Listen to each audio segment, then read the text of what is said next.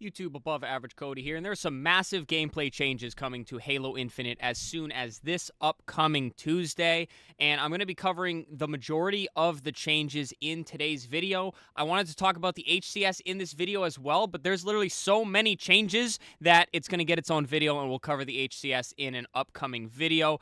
Now, let's get into it, because as mentioned, there is a lot to go over, and I'm going to be bouncing around in this Halo Waypoint post here as I like to, and if I miss something, feel free to light me up in the comments, because there is a lot. But the main thing I want to cover first is the movement changes. This is what everybody's talking about. I'm probably going to cover it again once I get to my HCS video, because strafe acceleration is finally changing. And as you can see, it's happening. Strafe acceleration values are being updated to improve the feel of gameplay engagements across the board. This adjustment will help address community feedback on topics such as jiggle peeking behind cover and reduce instances of opponents changing directions at seemingly unnatural speeds when strafing. The adjustment to use these scalers should bring the overall feel of Halo Infinite's combat even more in line with previous Halo titles. Now, I think this change is a W for multiple reasons. Strafing in Halo Infinite is extremely fast. That's why it's such a big focus for pros, people trying to improve, or just anybody that wants to win more 1v1 gunfights. If you can make your opponent miss any bullets just from moving left to right, that is absolutely huge. And then if you mix that in with hiding behind a piece of cover, you're literally jumping in and out of that cover way too quickly. I think this not only makes it a lot more competitive, but it also slows everything down a little bit, because everybody that misses the classic Halo titles, guys, kind of understands what was kind of insane about this, because you're literally in gunfights where you literally have both people going like this, and it's kind of wild. Although it is cool and I don't have any complaints about how it was, I really do think slowing it down is overall going to be a good thing. Not just for, again, the overall feel of it, but more importantly, I think the way the HCS plays is going to be a lot more interesting. And from my own gameplay experience, it might be a little bit easier to hit some of these targets, but I can't be 100% on that. So that's what I want to cover first, and then we're gonna go into some of the weapons, but most importantly, we are finally getting some ranked updates in the form of maps and also a new mode, which I've been complaining for a while. We've been doing the same thing in ranked for what feels like forever now, and it feels like we just lose more maps as opposed to gaining any maps. And now we are getting Origin, which is a remake of Coliseum from Halo 5, and I think this is a really good one to choose. Although I had very little seat time in Halo 5, I do vaguely remember the map, and they finally picked one and made it with a little bit of color. They didn't make the whole thing gray, which is really good news, and it will be playable in ranked Slayer, and ranked doubles when Operation Frontlines dropped, and we do have 3 new operations lined up as well. And guys, we're actually getting a new mode. We're getting Ranked Assault, which is a legacy game mode.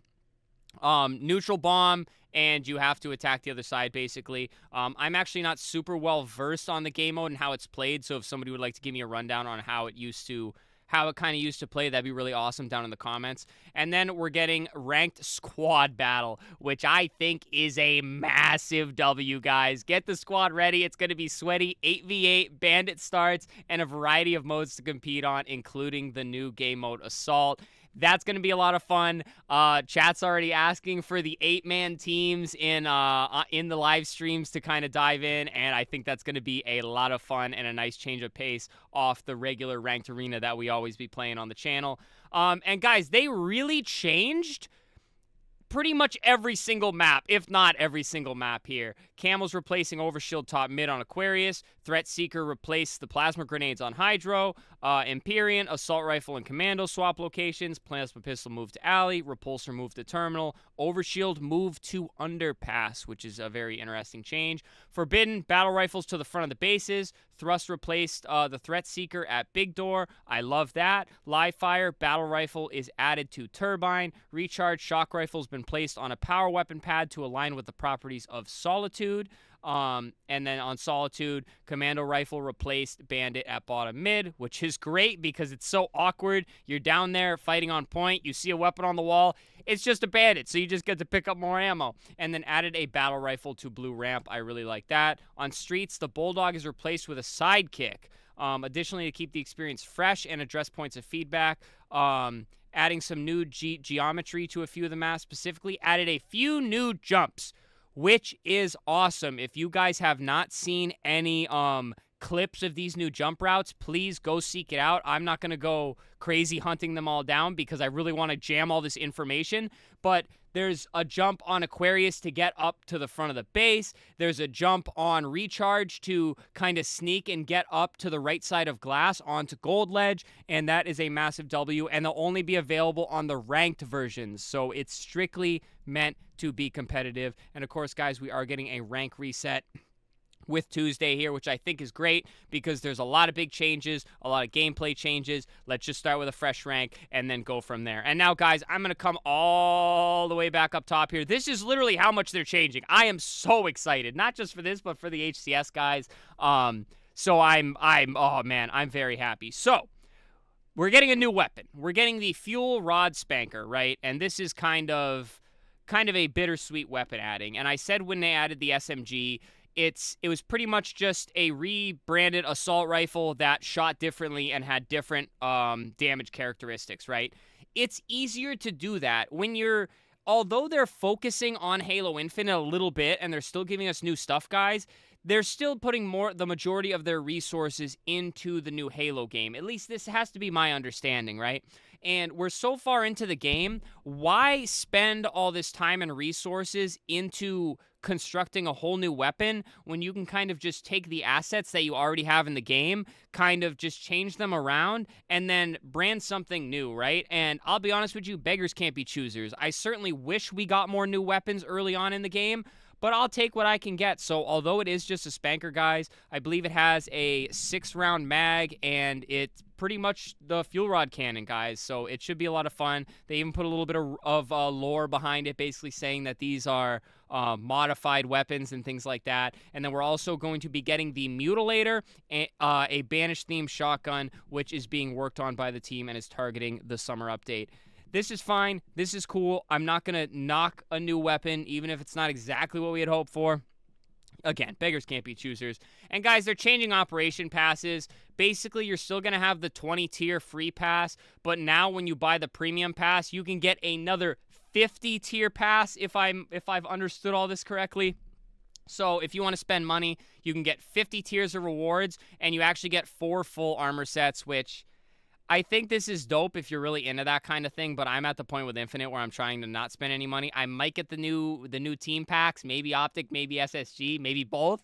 But I'm not really into spending money this way. And if you spend so you can still spend the 1,000 credits to get that. However, you could spend 2,500 credits for all of the above and get the first 20 levels out of the 50, which take that for what it's worth, guys. You know, they're still going to stack the bread on this game as long as they're pumping stuff into it. You know that. This is a business on the side here. And then the new mode Assault, which we kind of already went over. Each team defends the bomb site as they battle over a neutral bomb in the center of the map, aiming to escort the Intrepid and Heroic bomb carrier to the enemy base to arm and detonate it. I think this will play really well. I'm pretty excited about it. It's almost like a mix of CTF and Oddball in some way, shape, or form. But again, guys, I don't recall playing this mode, so please let me know how it used to play down in the comments section. Now, Sandbox updates, guys, I'm going to go through these briefly because although they are changes that you're going to feel, I don't think they have a massive effect. They're kind of just trying to balance out the sandbox to make everything viable and hopefully avoid some of these pros only picking up 3 weapons in matches. So the Heatwave, guys, the thing was way too OP in the vertical position. So now those pellets are going to they're going to spread more the further they go. So if you're trying to launch it across the map and nail somebody with it, you're not going to do nearly as much damage because those pellets are going to spread out and you'll be lucky to hit 1, maybe 2 of the pellets as opposed to all 4 or even 3 of them. And then also the rate of fire, they are slowing down. So also slowing down the weapon, making it a little bit more inaccurate, and that will hopefully get this more back in the rotation. Now, the Stalker Rifle, guys, they lower the rate of fire. because, like it says here, when they lowered the bandits rate of fire, the stalker rifle kind of became insane, especially if you can hit the perfects with it. So they just slowed it down a little tiny bit. The disruptor, they did a lot of changes to what it's doing at range and the error angle, so it'll have a little bit more bloom, and the bloom reset won't be it will take longer to have its bloom reset, is basically what that is there. And these are all the values and changes and things like that. And now the bulldog, guys, again, shoot slower, and the headshot damage multiplier is now gone. So it'll basically be weaker. It'll be weaker and slower, which is kind of what they're going for with these weapons. And now the shock rifle, less aim assist, which I think is fantastic. The shock rifle is one of the most powerful weapons that is also very easy to use. Maybe not easy to get the perfects with all the time, but I've never really had a big issue landing damage with the shock rifle. And if it is a true power weapon, which they're very much making it to be, you shouldn't have such an easy time aiming. So we have a lot less aim assist on it, basically, guys. So you're not going to get as much reticle pull when you're trying to hit those shots. And again, they're putting it on a weapon pad on recharge to make it more of a power weapon and a little bit less of a just a wall weapon up there on the ledge. And then the assault rifle, they nerfed it back a little tiny bit, just because it became so OP when they gave it the massive buff. So this is just them kind of trying to balance it all out. And then grenades, guys, the bounciness of frags has been increased, allowing players to make creative, skillful plays. This will bring bounce physics a little more in line with the previous titles, while also reducing instances of grenades feeling stuck to the ground and not having successful bounces. Huge W. Grenades are already pretty fun to use in this game, and I think this is going to make it even more interesting and a little bit more fun. Grenade cast time, aka the time it takes for a player to throw a grenade, was the fastest in the franchise by a pretty large margin, and they show all the times here for the past Halo games. And while grenades are a key element of Halo, the ability is at such a rapid rate, and it's way too fast, basically, so they slowed it down, so you won't be able to shoot and do things as quickly after you throw the grenade, if you will. And it'll really just slow things down. You won't be able to throw one grenade after another as quickly. And this is just a realistic change that I think is really good. And then we're right back down to the strafe and things like that. And guys, there's also Forge updates down here.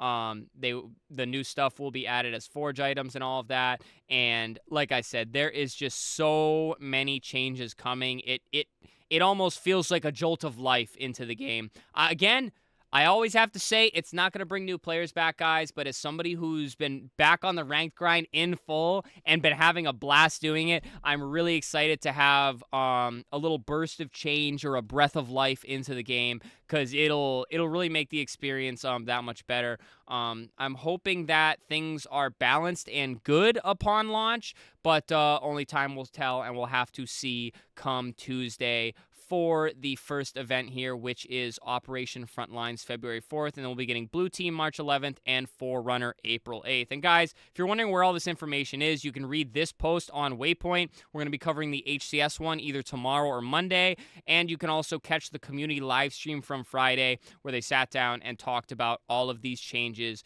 that are coming to Halo Infinite. Guys, that covers everything in this one. Subscribe to the channel. Again, back on the Halo grind in full force here. VOD reviews, covering the news, covering the HCS. We're doing it all. It's been a lot of fun. So hit that sub button, guys. Leave a like on the video. Leave a comment. Share your thoughts. Are you excited? Do you not care? What do you think about the strafing change? Because to me, that's probably going to be the biggest gameplay feel change, but share your thoughts down below. And then finally, guys, channel memberships and super thanks if you'd like to support monetarily. Helps me out as a content creator, but please don't feel like you have to. But alrighty, guys, this one was a little long, but again, there was a lot of information. So guys, stay happy, stay healthy, and stay tuned for the next video.